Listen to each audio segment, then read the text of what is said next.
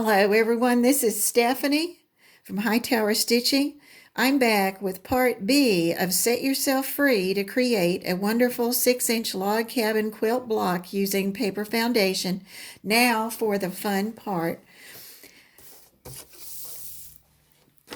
I'm going to take my template and I've made copies of it. And I've trimmed it around a little bit at the edge. The actual cut line at the end is going to be the dotted line around there. And what I'm going to do is I'm going to turn this over, and I'm going to be looking at the back side. And you remember I said I put my numbers in there so I'd make sure that I got the darks for the dark. You may not even need that, but I even can make sure I didn't mess it up the first time. I even made myself a little list, and I've got 1 through 12 for the strips, and I've got the light marked like 1, 2, 5, 6, 9, 10, and I would mark those off because what happened was people would come walking by me and start talking, and I lost my place. And the very first box I did was doing great, and somebody did that and I picked up the wrong piece. So that's just an idea if you want to be real careful, but then you get going really good. All right, so right now, you can see I've got that. I'm going to take my center block and I'm going to put it face up right in the middle. Some people like to dab a little glue on there. That's up to you. You might try pinning it, but it's pretty small to try and do it. But I'm going to turn because I want to do number 1 first, and number 1's at the top. So I've got it setting on here. Now this one is kind of funny because I'll show you. I'm going to put this piece on there and I'm going to go ahead and trim it off. But I'm going to turn it around and I'm going to hold it up to the light so that I look and I can see that there's about 1/4 of an inch through there.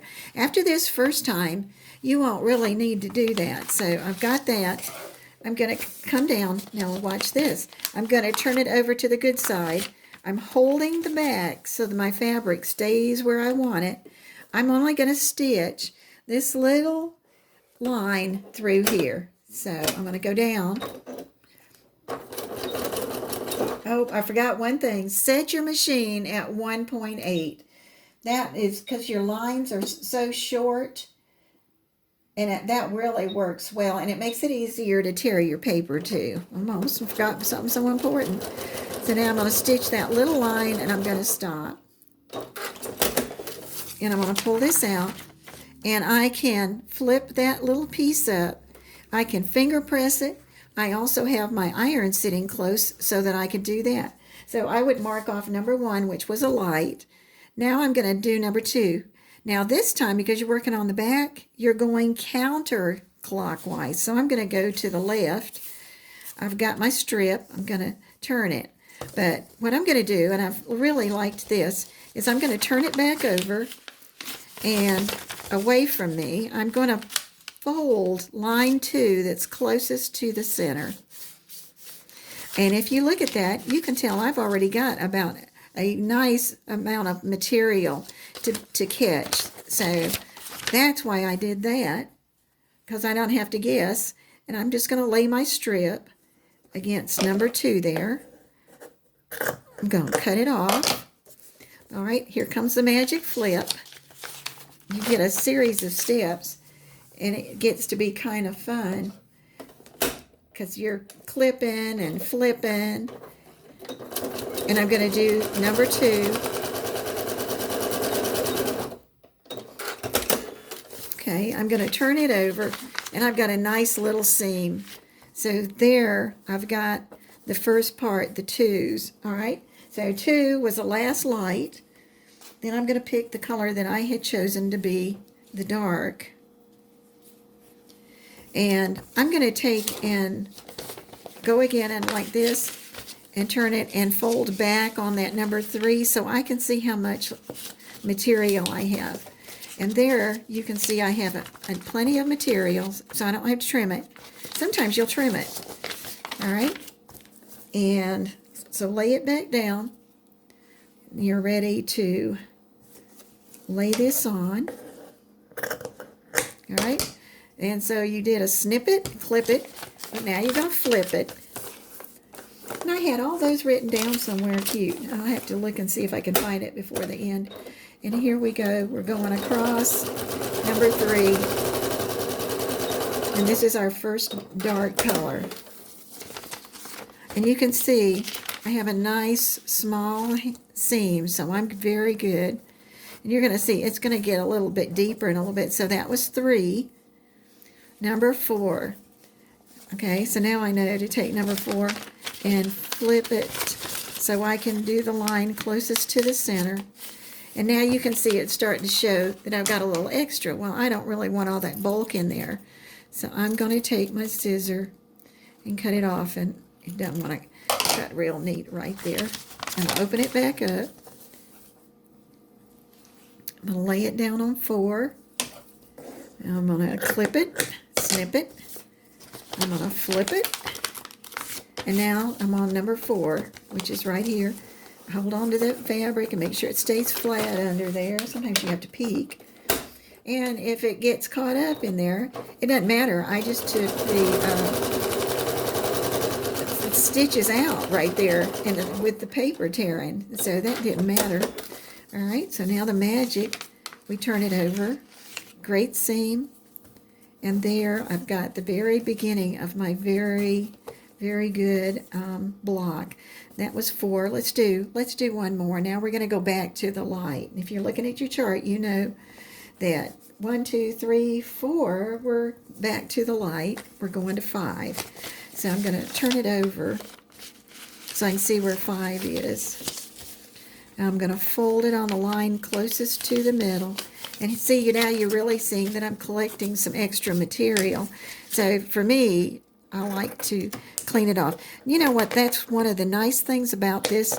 One thing I didn't like about some paper piecing, especially the boys' camping quilts, was that there was such big pieces that went into the scrap bucket.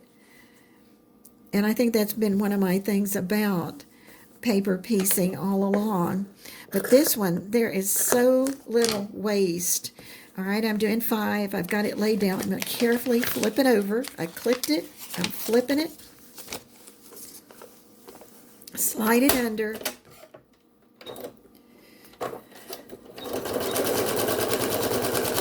And you just keep repeating this, and it gets to be like a game, as long as you remember what kind of a color you're working on. And then you can finger press, or you can put it, hit it with iron. And this is laying pretty good right now. I'm going to do one more. That was 5. So I'm going counterclockwise. There's 6, but I want to know how much extra material I've got. So I'm going to take and fold it on the 6 towards the middle. And wow, I got a lot of material. So I'm going to take and clip it.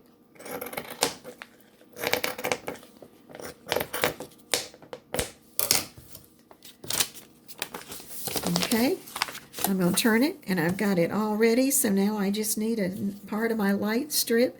And see, when I pull this, there is no give, because I tried to make sure that I could cut it with the selvage, with the grain. Okay, see, now there I'll start talking, and I've got to clip it. That makes it easier. Then I got to flip it. And I'm ready to do number 6.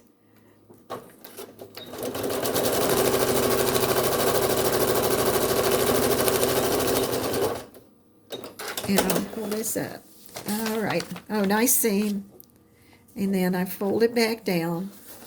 And I've come that far, so I'd be ready for the next one. So that is really what happens. And you keep going until you get around to 12. And then when you turn it over, before you take the paper out, go ahead and cut on that dotted line, because that'll give you your 6.5 inch block that you need. And then you can turn it over, and you can start, well, you can leave it like this, and you can start folding it and taking your paper out. And like I said, I started with number 12, folded it back, then I did 11, 10, and it made it easy going all the way down. So my rough draft went something like, sew from the back, fold your paper for number 1, clip your fabric seam, add your next fabric, flip, stitch on the back, open, and press carefully. And if you keep up with that and the chart, I think it will help you to do that. I hope you enjoyed that. This is really fun because I'd say, okay, I did what I was supposed to do or wanted to do, and then I'd go find another material and say, let me see how that looks. And then all the great projects you can come up with. This is Stephanie at Hightower Stitching. If you enjoyed this, please hit subscribe and like, and I hope you give this one a try.